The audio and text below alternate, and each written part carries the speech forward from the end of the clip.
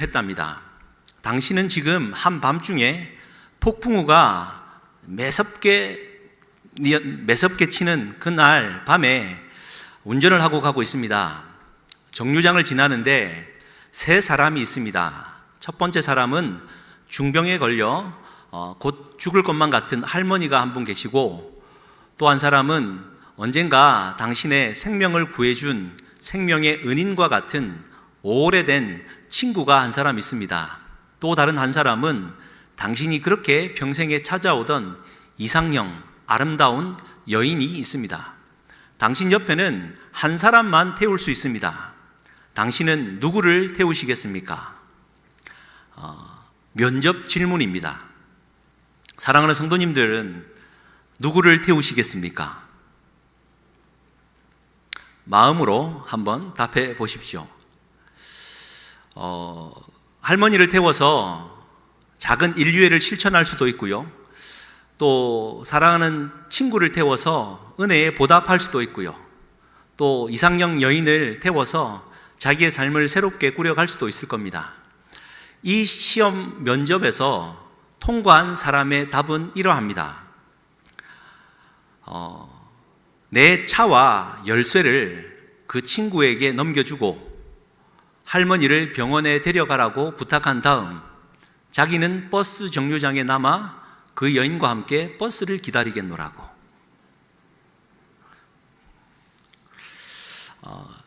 다른 얘기가 아니라 우리는 늘 주어진 한 상황에서 우리의 사고의 수준은 이거냐 저거냐의 선택에 빠져 있습니다. 그런데 우리는 늘 언제나 우리의 생각과 우리의 마음을 누구 하나 빠뜨리지 않고 다 살릴 수 있는 종합적인 사고를 하는 것이 참 중요하다라는 교훈입니다. 성경을 읽어가는 방법도 마찬가지입니다. 종합적으로 읽어가는 것이고요. 또 특별히 오늘 이 요한복음 6장 물리를 걸어오신 예수님의 사건을 대할 때는 유독 우리는 좀 종합적인 사고를 할 필요가 있습니다. 아시는 대로 벳세다 들녘에서 작은 아이의 도시락에 해당하는 물고기 2마리, 보리떡 5개로 5,000명을 먹인 기적 사건 이후에 사람들은 예수님은 세상에 오실 그 선지자다 부르면서 자신들의 왕으로 삼고자 했습니다. 예수님은 그들의 이기심을 아시고 혼자 다시 산으로 들어가셨지요. 그리고는 이 이야기가 무리를 걸어오신 이야기가 전개되고 22절부터 무려 71절까지는 생명의 떡에 대한 예수님의 담론 이야기입니다.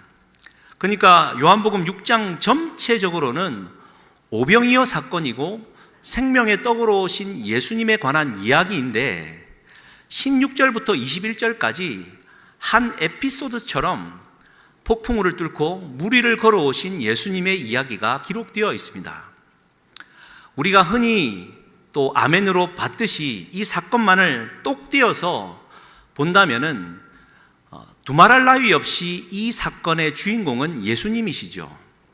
그러면 물 위를 걸어오시는 예수님의 이 기적 사건을 통해 우리는 무엇을 알 수 있습니까? 우리 예수님은 이 세상에 있는 물에, 이 세상에 있는 가치와 이 세상에 있는 질서와 힘에 함몰되어 계신 분이 아니라 그 질서 위에 계시는 분이시고 이 세상 우주 만물을 통치하시는 통치자이시며 실제로 이 모든 것을 창조하신 하나님 아버지의 아들이시다라는 것을 보여주는 사건입니다. 할렐루야. 우리 예수님은 충분히 그런 분이시지요. 궁극적으로 그러므로 우리를 구원할 수 있는 분이시다라는 것을 우리는 충분히 알 수 있습니다. 그런데 이것은 예수님을 주인공으로 한 단편적으로 바라보는 성경 읽기이고요. 우리는 여기에 등장하는 등장인물들 누가 있습니까? 예수 그리스도, 제자들, 또요 작은 배, 또요 성난 파도, 거센 바람이 등장합니다. 이 등장인물들이 종합적으로 어떻게 지금 이 이야기를 구성하고 있는가를 우리가 살펴본다면 하나님으로부터 충만한 또 많은 메시지와 교훈을 우리가 들을 수가 있습니다. 그래서 여러분, 여기서 우리가 주목해야 될 첫 번째 교훈을 찾기 위해서는 성난 파도와 이 미친 듯이 불어오는 바람입니다. 일명 노도 광풍이라고 부르는 이거거든요. 여러분, 하필이면 왜 이 시점에 거기에 거센 바람이 불고 성난 파도가 일어야만 됐겠습니까? 그러면 거친 바람과 성난 파도는 과연 우리에게 무엇을 말하고자 하는 것입니까? 여기에서 우리는 자연재해나 우리에게 있는 사건, 사고를 대할 때 우리의 마음의 교훈을 하나 받습니다. 여러분, 우리 주변에 자연재해가 일어나고 나도 어찌할 수 없는 사건, 사고가 발생하면 여러분은 주로 어떻게 반응하십니까? 우리가 첫 번째로 물어야 될 것은 내가 이 고난과 어려움 속에서 마음이 이렇다, 이렇게 괴롭다 질문할 게 아니라 이 사건, 사고 안에 하나님 아버지의 마음은 어떤가라는 것을 물어야 하는 것입니다. 다시 한번 강조합니다. 자연의 사건, 사고가 발생할 때 나는 하나님 앞에 기도함에 있어 하나님, 내가 이만큼 괴롭고 힘듭니다. 하나님은 어떻게 하면 좋겠습니까? 라는 기도에 앞서 이 사건 속에 과연 하나님 아버지의 마음은 어떠한가를 물어야 한다라는 뜻입니다. 그렇게 본다면 사랑하는 성도님들, 거친 바람과 성난 파도는 과연 뭘 의미하는 것이겠습니까? 예수님을 왕으로 삼고자 예수님을 왕으로 삼아서 자기의 이 고난과 고통을 극복하고 새로운 이 육의 삶을 한번 새롭게 만들어 보겠다라는 사람들의 욕망 어린 거친 바람, 성난 파도 아니겠습니까? 예수님은, 우리 하나님은 이 거센 바람과 성난 파도를 통하여 이 세상에 일고 있는, 지금 너희들의 마음 안에 일고 있는 이기심 어린 그 탐욕들은 마치 성난 파도와 거센 파도와 같다. 거센 바람과 같다. 그것은 너희들을 구원해 줄 수 있는 힘이 아니라 오히려 사람을 파괴하는 힘이다라는 것을 상징하는 의미 아니겠습니까? 또 뿐만 아니라 사랑하는 성도님들, 이 파도와 바람은 다름이 아니라 하나님 아버지의 애통의 마음임을 우리가 잊어서는 안 됩니다.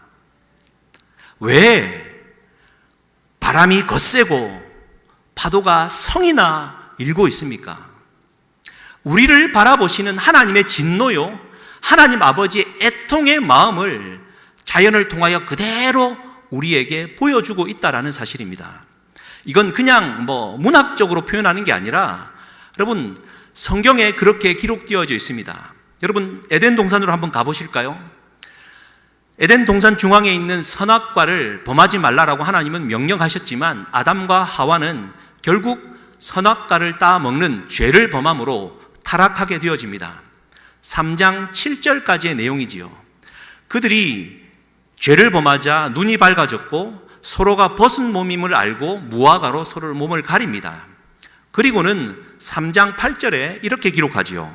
우리 같이 한번 읽어보시겠습니까? 함께 읽겠습니다. 그들이 그날 바람이 불 때 동산에 거니시는 여호와 하나님의 소리를 듣고 아담과 그의 아내가 여호와 하나님의 낯을 피하여 동산 나무 사이에 숨은지라. 여러분 보십시오. 범죄한 이후에 동산을 거니시는 하나님의 소리, 성경은 뭐라고 말하고 있습니까? 그날 바람이 불 때. 여러분, 저때 말하는 바람은 히브리어로 루아흐입니다. 루아흐. 다시 말해 하나님의 영, 성령을 가리키는 말인데 원래 저 말의 의미는 거세게 내몰아쉬는 숨을 뜻합니다. 특히 자연 만물로 치면 거센 돌풍을 뜻하는 단어입니다. 여러분, 에덴 동산에서 범죄한 이후에 왜 바람이 불었을까요? 그것은 다름이 아니라 범죄한 인류를 향한 하나님 아버지의 애통의 한숨 아니겠습니까? 그날 바람이 불었습니다. 사랑하는 성도님들, 혹 죄악 중에 있다면 하나님께서 바람을 불어서라도 성난 파도를 일으키셨더라도 여러분들에게 말씀하고 계신다라는 것, 하나님 아버지의 마음이 이미 우리에게 와 있다라는 사실을 우리가 인지해야 될 줄 믿습니다. 그뿐이겠습니까? 노아의 홍수 때는 어떠합니까? 노아의 시대는 사람들이 생각하는 것마다 너무 악해서 하나님이 창조함을 후회하셨다라고 말하지 않습니까? 그래서 창세기 7장 4절 말씀 이렇게 기록하고 있죠. 한번 띄워주시겠습니까? 지금부터 7일이면 내가 40주야를 땅에 비를 내려 내가 지은 모든 생물을 지면에서 쓸어버리리라. 여러분, 40일 동안 하늘에서 비를 하나님이 내리셨습니다. 그러면 하나님께서는 내가 계획한 대로 저 땅에 있는 모든 생명체들을 다 쓸어버림으로 하나님은 기뻐하셨겠습니까? 40일 동안 왜 주구장창 비가 내려야만 했겠습니까? 창조해 놓은 내 사랑하는 자녀들, 내 피조물이 그렇게 죽어가야 되는 것을 결코 볼 수 없는 하나님 아버지의 애통의 눈물 아니겠습니까? 그뿐이겠습니까? 출애굽하여 홍해 앞에 서 있는 이스라엘 백성들을 두고 하나님께서 모세에게 명령합니다. 네 지팡이를 들고 바다를 향해 뻗어라. 들고 있으니까 동풍이 불어와 밤새도록 바다가 갈라졌습니다. 이스라엘 백성들은 건너갔고 그들이 다 건너가자 애굽 군사들이 그 바다를 건너오다가 다시 물에 수장되어 죽어버리죠. 이 일을 놓고 모세가 출애굽기 15장에 승리의 노래를 찬송하는데 15장 8절과 10절은 이렇게 기록되어져 있습니다. 한번 띄워주시면 같이 한번 읽겠습니다. 주의 콧김에 물이 쌓이되 파도가 언덕같이 일어서고 큰 물이 바다 가운데 엉기니이다. 보십시오. 주의 콧김에 물이 쌓였다. 콧김이라는 말이 루아흐입니다. 하나님의 이 한숨, 숨에 의해서 바람이 불어와 물이 갈라졌다라는 뜻입니다. 또 10절 말씀입니다. 같이 한번 읽겠습니다. 주께서 바람을 일으키심에 바다가 그들을 덮으니 그들이 물에 납같이 잠겼나이다. 그러니까 보십시오. 성경에서 말하는 바람, 성난 파도는 다름이 아니라 우리 하나님 아버지의 마음을 고스란히 전달해 주고 있다라는 사실입니다. 할렐루야. 그러므로 사랑하는 성도님들, 우리 하나님께서는 예수 그리스도를 이 땅에 보내어 주셔서 지금 제자들을 두고 물 위를 걸어 오십니다. 그때 성난 파도와 거센 바람을 일으키심으로 말미암아 하나님 아버지의 마음을 전달하고 계시고 이 일을 통해 교훈 받기를 원하고 계시는 겁니다. 여러분, 또한 이거 아시죠? 평행 본문이 되는 마태복음과 마가복음에는 이 똑같은 이야기를 조금 다르게 기록해 주고 있는데 마가복음 6장 52절에는 이렇게 기록합니다. 제자들이 그 떡 떼시던 일을 잊어버리고 마음이 둔하여졌다라고. 지금 하나님께서는 이 바람과 이 거센 파도를 통하여 그 무리들 속에 있는 그 욕망 어린 소리들을 들추어 내실 뿐만 아니라 제자들의 마음 안에도 여전히 어두워져 있고 굳어져 있는 마음을 깨우시기를 원하셨다라는 뜻입니다. 그래서 이 노도 광풍 앞에 있는 제자들을 두고 주님은 교훈하시고 또 말씀하셔서 제자들에게 앞으로 너희들 인생 속에 또 이런 바람을 만나고 파도를 만날 수 있다. 그 속에서 하나님 아버지의 마음을 알아야 된다. 왜 내가 혼자 산으로 갔겠느냐? 왜 바람이 불고 성난 파도가 일었겠느냐? 예수님은 가르치지 않았겠습니까? 얼마나 잘 가르쳤는지 여러분 아시는 대로 요한복음 6장 66절, 67절, 68절에 의하면 오늘 이 이야기가 일단락되면서 예수님의 얘기를 결국 못 받아들인 많은 제자들의 무리는 예수님을 떠났습니다. 더 이상 예수님과 함께 따라다니지 않았다고 기록합니다. 그리고는 67절에 예수님이 12제자에게 묻습니다. 너희도 가려느냐? 그때 베드로가 나서서 영생의 말씀이 주께 있사온데 우리가 누구에게로 가오리이까? 여러분, 노도 광풍을 만나 무리를 걸어오시는 예수님을 통해 첫 번째 교훈으로 삼은 것, 우리가 하나님의 말씀을 떠나 한순간도 온전할 수 없다라고. 우리는 하나님 아버지의 마음을 알아 하나님의 그 은혜를 구하고 하나님의 뜻을 구하며 살아가야 되는 존재다라는 것, 우리에게 이 이야기를 통하여 들려주는 첫 번째 교훈인 줄 믿습니다. 그러므로 다시 한번 정리합니다. 사랑하는 성도님들, 거센 바람이 불고 또 성난 파도가 이는 듯한 사건, 사고, 또 어려움들이 성도님들의 삶 속에 있으십니까? 여러분들의 마음은 얼마나 힘드시겠습니까? 그러나 먼저 물어야 될 것, 이 일 속에 하나님 아버지의 마음은 어디에 있으며 어떠신가? 그 마음 붙들고 기도하는 저와 우리가 될 수 있기를 주님의 이름으로 간절히 축복합니다. 두 번째 우리가 이 사건을 통해 배울 수 있는 교훈은 예수님이 물 위를 걸어오시는 모습을 한번 상상해 보는 것입니다. 여러분, 이 사건을 다시 한번 재구성해 보겠습니다. 이 사건은 충분히 의도가 있었습니다. 마태복음, 마가복음에 의하면 예수님이 혼자 산으로 가시기 전에 제자들에게 명령하였습니다.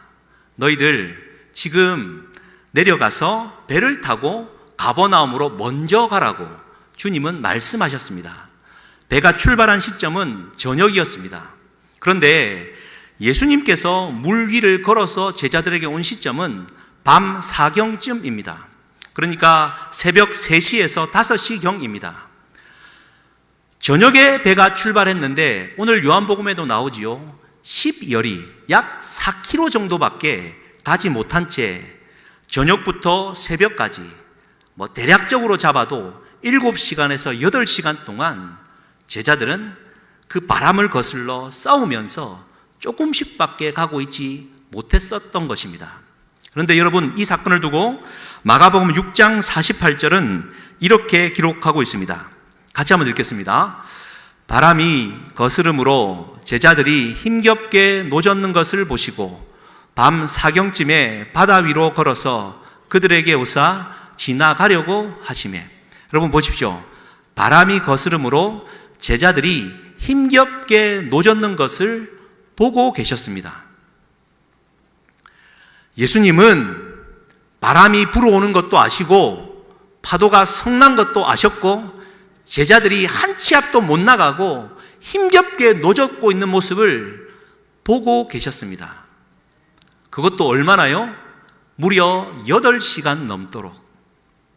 여러분, 왜 예수님이 그 시간을 그렇게 기다리셨겠습니까? 당장이라도 달려와서 제자들을 구원하실 수도 있었을 텐데 예수님은 밤 4경까지 그것을 알고 보고 기다리셨던 겁니다. 사랑하는 성도님들, 오늘 이 밤에 지금 힘겹게 노젓고 있는 인생이십니까? 여러분, 위로받으십시오. 우리 주님이 다 알고 계십니다. 주님이 보고 계십니다. 우리는 주님이 언제 우리를 찾아올지 알지 못합니다만 분명한 사실은 하나님의 때가 되었을 때 우리 주님은 힘겹게 노젓고 있는 나를 버려두지 않고 친히 찾아오신다라는 이 사실입니다. 그러면 우리 주님이 나에게 찾아오시면 그것으로 모든 상황은 종료되는 것입니다. 아둥거리고 바둥거리고 모든 힘과 그 바다의 그 경험, 노하우들을 다 동원해서 이 폭풍우를 이겨보려고 노력해도 우리는 어쩔 수 없는 연약한 존재다라는 사실을 알게 하기 위해 예수님이 또 기다리신 것 아니겠습니까? 그런데 그런 모든 것 속에서 우리 주님이 아니고서는 우리가 이 모든 환난을 이겨나갈 수 없다라는 사실을 알게 하고자 주님이 때를 정해놓고 우리를 기다리고 계신다면 이 모든 폭풍우와 바람이 하나님의 섭리 안에 있다면 여러분 잊지 마십시오. 하나님의 때가 되어지면 그분은 우리를 찾아오십니다. 찾아오시더라도 그냥 찾아오시는 것이 아니라 얼마나 마음이 성난 파도와 거센 바람처럼 급하신지 물 위를 걸어오셨단 말입니다. 그렇게 기적처럼 우리 주님은 나를 찾아오시겠다라고 지금 이 사건을 통하여 나에게 말씀해 주고 계시는 것입니다. 특별히 이 사건이 중요한 이유가 그것입니다. 천지를 창조하신 하나님 아버지, 그분의 아들이 어떻게 사람의 몸을 입고 이 땅에 온단 말입니까? 얼마나 큰 기적이요 은혜입니까? 마치 하늘 보좌를 버리고 인간의 육신을 입고 이 땅 가운데 오신 구세주 예수 그리스도가 지금 이 땅에 살아가고 있듯이 고난당하고 있는 너희들에게 내가 기적처럼 언젠가 너희들 앞에 나타난다 라는 것을 우리에게 알려주시는 사랑의 하나님 아니겠습니까? 그런데 우리가 물 위를 걸어오시는 예수님을 좀 상상해 보자라고 말씀을 드렸는데 여러분 물 위를 걸어오시는 예수님을 보면서 여러분 무슨 생각을 하시겠습니까? 두말할 나위 없이 그 캄캄한 새벽에 폭풍이 있는 그때 시커먼 그때 누군가가 물 위를 걸어오면 당연히 유령이다, 귀신이다, 깜짝 놀라 막 쓰러지지 않겠습니까? 그런데요, 우리 주님은 분명히 우리에게 교훈하는 바가 있습니다. 욕망 어린 그 무리들의 그 탐욕 어린 그 소리들에 우리 주님은 외면하시고 산으로 가시지 않습니까? 우리들에게 교훈하는 바는 그거 같습니다.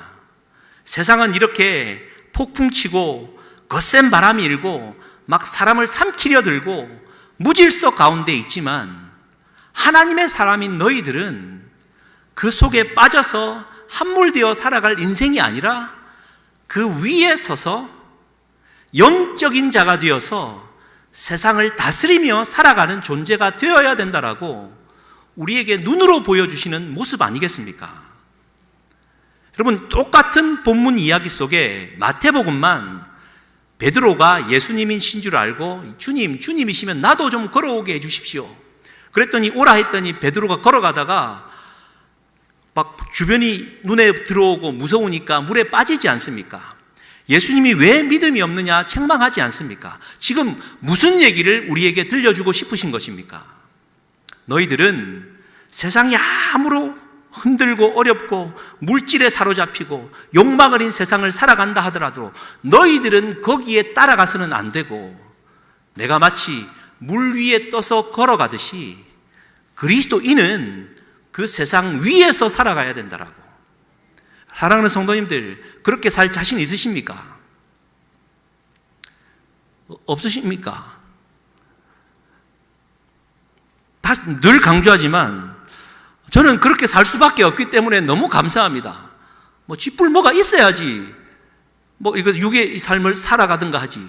아무것도 없으니까 영의 삶을 살아갈 수밖에 없지 않겠습니까? 아멘 하지 마십시오. 그런데요, 정말 여러분 사랑하는 성도님들, 예수님이 물 위를 걸어서라도 우리를 찾아오신 그 예수님의 마음, 너희들 그렇게 살아가면 안 돼. 그렇게 세상이 살아가듯 쫓아가며 살아갔으면 안 된다라고. 우리가 주의를 성수하고 하나님 앞에 물질을 드리고 하나님 앞에 온전한 예배를 드리고 성도를 사랑하고 믿음의 삶을 살아가는 거, 여러분 그냥 일어나는 일이 아니라 이 세상 위에서 물 위를 걸어가는 삶임을 예수님이 우리에게 보여준 것 아니겠습니까? 할렐루야. 물 위를 걸어오시는 주님을 통해 그러한 삶을 살아가는 저와 우리가 될 수 있기를 주님의 이름으로 간절히 축복합니다. 세 번째 우리가 여기서 발견할 수 있는 말씀은 이것입니다. 주님이 오셔서 이렇게 말씀하시죠. 내니 두려워하지 말라. 우리 예수님의 말씀입니다. 여기서 내니라는 이 말은 요한복음에서 굉장히 아주 엄청 매우 더 모스트하게 중요한 말입니다. 왜냐하면 내니라는 이 말은 헬라어 원문으로 에고 에이미이기 때문입니다. 다시 말해 내니라는 이 말은 다른 말이 아니라 나는 있다라는 말입니다. 주님이 찾아오셔서 우리에게 건넨 말, 내가 있다 말씀하십니다. 마태복음, 마가복음에는 안심하라, 내니 두려워하지 말라 말씀하는데 요한복음에는 그냥 내가 있다라고 우리 주님은 말씀해주고 계시는 것입니다. 여러분 보십시오. 그래서 이 이야기는 마치 출애굽하여서 가나안 땅으로 들어가는 이스라엘 백성들의 이야기를 고스란히 담아내고 있습니다. 여러분 출애굽하기 전에 예수님이 모세에게 나타나지 않습니까? 그때 하나님이 자기를 이름을 뭐라고 말을 합니까? 나는 스스로 있는 자다라고 말하죠. 그건 다른 말이 아니라 오늘 이 내니라는 말과 똑같은 말입니다. 내가 있다라고 말씀하신 겁니다. 그리고는 이스라엘 백성들을 마치 홍해를 마른 땅처럼 건너갔듯이 예수님이 물 위를 걸어오셨고 주님이 오신 다음에 이 모든 사건들이 평정되고 그들이 가려는 땅에 이르렀다라고 성경은 기록하지요. 출애굽 얘기 아닙니까? 사랑하는 성도님들, 오늘 이 이야기를 통하여 세 번째 우리가 교훈으로 삼는 것, 우리 주님이 계시니 두려워하지 마시기를 주님의 이름으로 간절히 축복합니다. 우리 주님이 계십니다. 저는 개인적으로 굉장히 초자연적인 하나님께서 제게 허락하신 기적으로 저는 아직도 또렷하게 기억하고 있습니다. 3학년과 4학년 때쯤으로 기억합니다. 저는 초등학교 때 유학파 출신입니다. 경상남도 남해에서 진주로 유학을 했습니다. 초등학교 1학년 때부터 막내인 저는 누님과 형과 함께 3명이 자취를 하면서 살았습니다. 몇 번 말씀드렸죠. 막내인 제가 초등학교 1학년 때부터 부모를 떨어져 살았으니까 얼마나 엄마 아빠가 보고 싶었겠습니까? 예? 여러분 아시죠? 학교를 갔다 오면 아무도 없습니다. 그건 너무나도 당연한 일이었습니다. 그리고 친구들과 놀기도 하고 또 놀다 오면 집에 아무도 없습니다. 근데 이제 이게 일상이 되어서 몰랐는데 여러분 어느 순간인가 그 아이가 엄마 아빠가 얼마나 보고 싶었겠습니까? 지금도 저도 다른 친한 친구들이나 이렇게 지인들에게 전화를 잘 하는 편은 아닙니다. 그게 이제 습관이 잘 안 됐는가 모르는데 그때도 전화라는 생각을 못 했는데 어느 날 너무 마음에 사무쳐서 여러분 그때 경상남도 남해군은 지역번호가 0594였습니다. 0594를 누르고 집 전화를 눌렀습니다. 그런데요 희한하게 원래 전화 수화기가 잘못 놓아졌으면 띠띠띠띠 그러면서 통화 중이 걸리고 전화가 안 돼야 되는데 전화 벨도 울리지 않았는데 그 전화기에 그 집에 있는 그날이 아마 오후 시간으로 기억하는데 소리가 다 들려 들어오는 겁니다. 뭐지 싶어서 기다리는데 저 멀리서 목수들의 소리가 들립니다.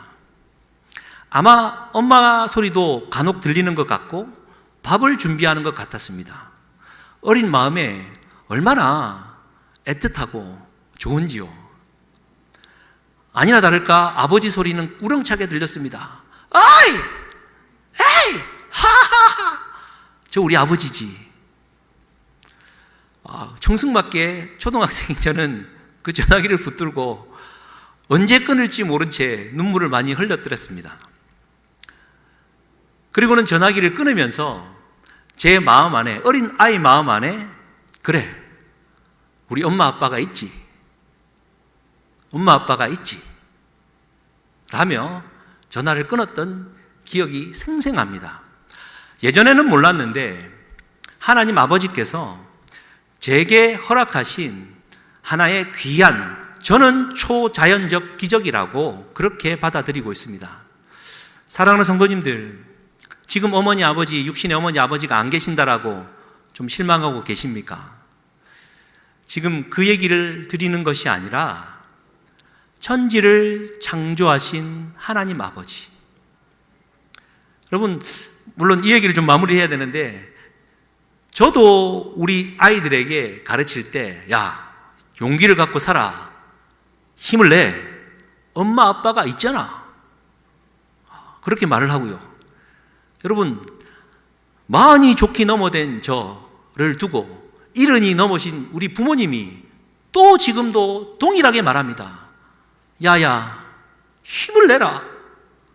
엄마 아빠가 있다 아이가. 힘이 됩니다. 그런데요, 하물며 천지를 창조하신 하나님 아버지께서 다가오셔서 내가 있다. 안심해라. 두려워하지도 마라. 내가 있다. 지금 말씀해 주시지 않으십니까?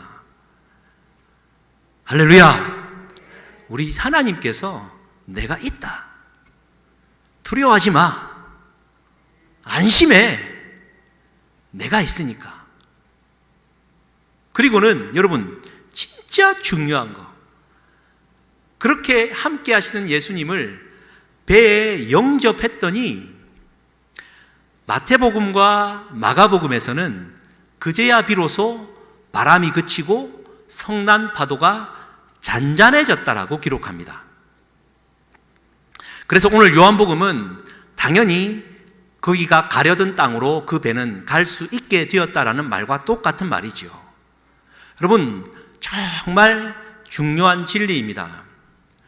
모든 문제와 어려움 속에서 우리가 가장 첫 번째로 해야 될 일은 문제 앞에 해결을 구하는 것이 아니라 내 앞에 먼저 와 계신 예수 그리스도를 영접하는 것입니다. 아직도 예수를 영접하지 못한 성도님들 계십니까? 기도하십시오. 주님, 내 마음 열어 주님을 내 마음속에 모셔드리오니 내 삶의 주인이 되어 주시옵소서. 그리할 때 비로소 진정한 안심이 찾아오고 두려움이 떠나는 것입니다. 그때야 비로소 문제가 해결되는 것입니다. 주님을 영접해 드리는 것이 가장 우선되는 모든 문제의 해결임을 오늘 이 말씀을 통하여 주님은 우리에게 말씀해 주고 계시는 것입니다. 할렐루야. 여러분, 이 사건에서 이런 좀 음성이 들리지 않습니까? 제자들이 예수님이 분명히 본인이 가라고 했잖아. 본인이 당신께서 직접 가라고 말씀하셨으면 왜 이 폭풍을 만나고 바람이 불어?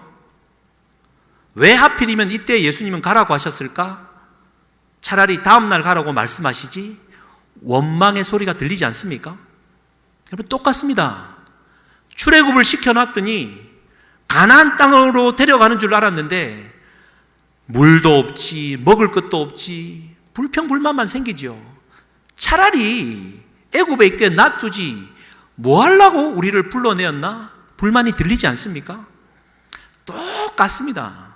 우리의 관심이 자기에게 육체에 쏟아져 있는 한 우리는 똑같은 패턴을 살아갈 수밖에 없습니다. 우리 주님은 그러할 때 마음 다하여 성난 파도를 일으키셔서라도 거센 바람을 불어서라도 하나님 아버지의 애통함을 표현해 주시고요, 그 애통함의 마음을 발견하고 깨닫는 자들은 물 위를 걸어 영적으로 살아가는 삶을 살기로 다짐하는 것이고요, 그래서 하나님의 일꾼답게 은혜로 살아가는, 주를 영접한, 모든 문제를 해결받고 영으로 거듭나 하나님 나라의 삶을 살아가는 행복한 주의 제자들이 될 수 있다라고 오늘 본문은 우리에게 말씀해 주시는 것 같습니다. 할렐루야. 우리 주님, 그런 주님을 믿고 살아가는 저와 우리가 될 수 있기를 주님의 이름으로 간절히 축복합니다. 우리 찬양 한번 고백했으면 좋겠습니다. 아무것도 두려워 말라. 주 나의 하나님이 지켜주시네. 놀라지 말라, 겁내지 말라. 주님 나를 지켜주시네. 나의 힘이 되신 여호와, 그분 믿고 또 남은 이 연말 잘 보냈으면 좋겠습니다.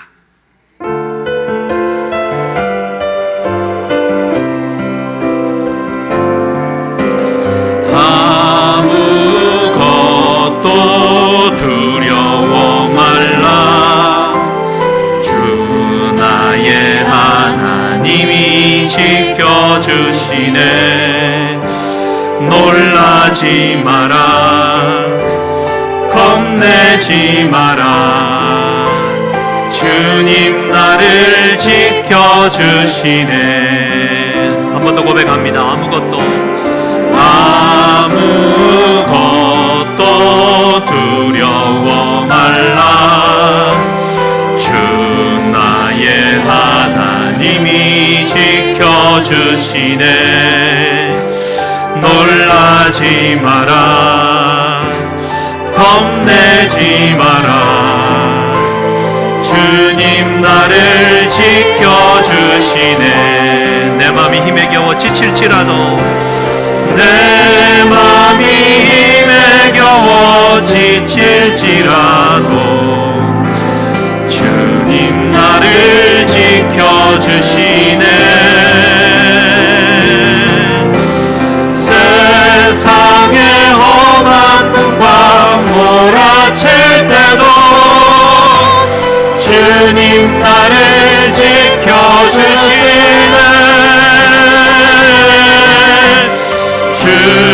주님은 나의 산성, 주님은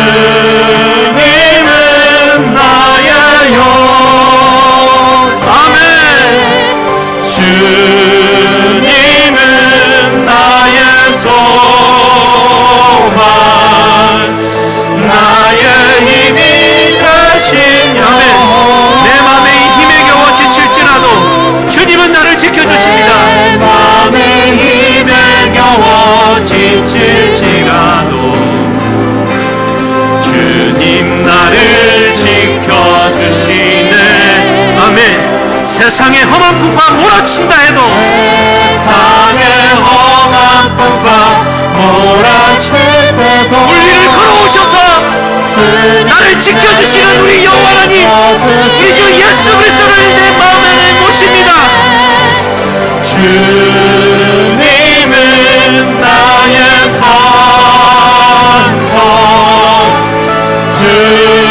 주님은 나의 요새,